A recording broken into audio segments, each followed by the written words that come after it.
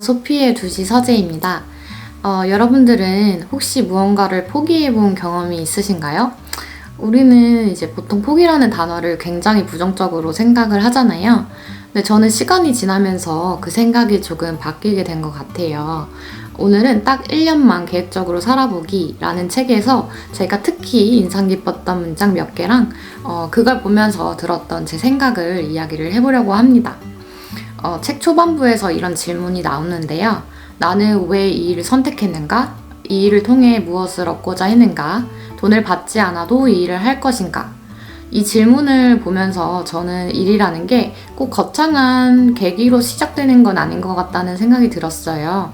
보통은 되게 우연한 기회를 통해 어떤 일을 시작하게 되는 경우가 많잖아요. 저 같은 경우에는 알바나 봉사 경험이 되게 컸던 것 같아요.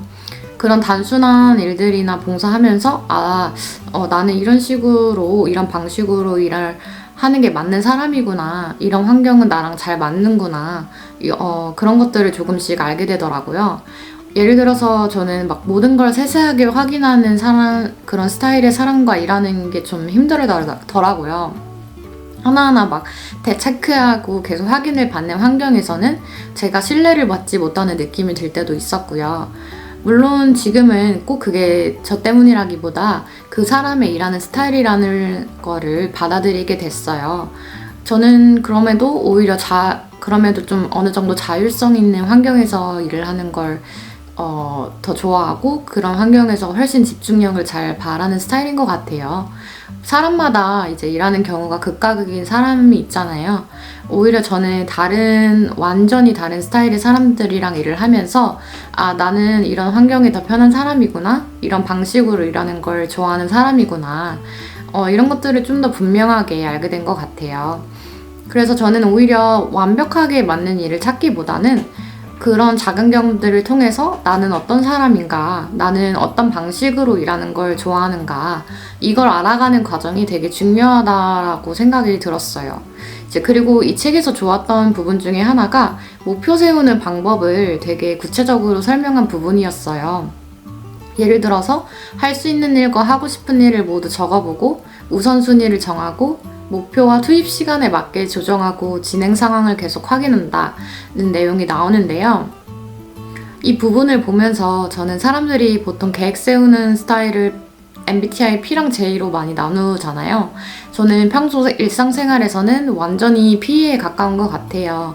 막 데드라인을 정해놓고 하루를 막 계획적으로 보는 스타일은 아니거든요. 근데 일을 할 때는 어쩔 수 없이 J가 되는 것 같아요. 사실 회사라는 환경 자체가 데드라인이나 일정 그런 압박이 있기 때문에 어느 누구나 그렇게 계획적으로 일할 수밖에 없는 구조인 것 같아요.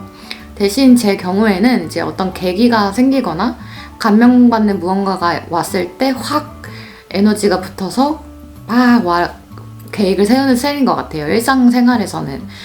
아이젠하워 대통령도 이런 말을 했다고 하죠. 계획 자체보다는 계획 세우는 과정이 더 중요하다. 그래서 저는 완벽한 계획을 세우는 것보다 계속 생각하고 조정하는 과정이 더 중요한 것 같다고 생각이 들었어요. 그리고 제가 가장 공감했던 문장이 하나 있었는데요. 모든 걸 잘하려다 다 놓치기보다 1년에 하나씩만 성공해도 충분하다. 이 문장을 읽으면서 저는 1년이라는 시간이 생각보다 꽤 길다는 생각이 들었어요. 요즘 세상이 너무 빨리 변하잖아요. 기술도 빠르게 바뀌고 직업들도 계속 사라지고 있고요.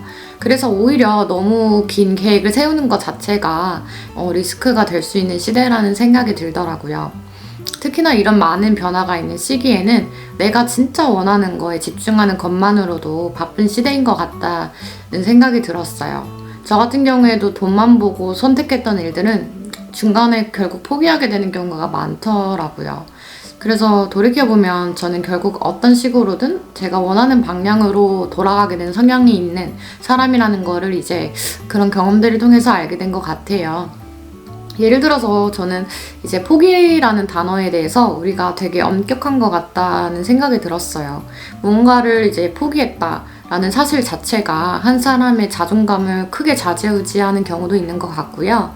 근데 이제 시간이 지나면서 저는 조금 다르게 생각하게 된 것 같아요. 어떤 일을 이제 포기하게 되었을 때 단순히 포기했다라는 그런 팩트보다는 내가 왜 그런 선택을 했는가 스스로 이렇게 분석하게 되더라고요. 그래서 돌이켜보면은 이제 무언가를 포기했다라는 그 사실보다는 내가 그 시간을 통해서 내가 정말 원하는 게 무엇이고 그런 걸 좀 더 분명하게 알게 되는 과정이었다는 생각이 들면서 그래서 나중에는 그 시간 자체도 되게 자연스러운 흐름이었다는 걸 받아들이게 된 것 같아요. 스티브 잡스도 우리에게 주어진 시간은 제한되어 있으니 남의 삶을 살면 낭비하지 말라 이런 말을 했잖아요. 그래서 저는 어떤 걸 포기하게 되더라도 내가 진짜 원하는 방향을 결국 찾아가는 과정일 수 있다고 생각해요.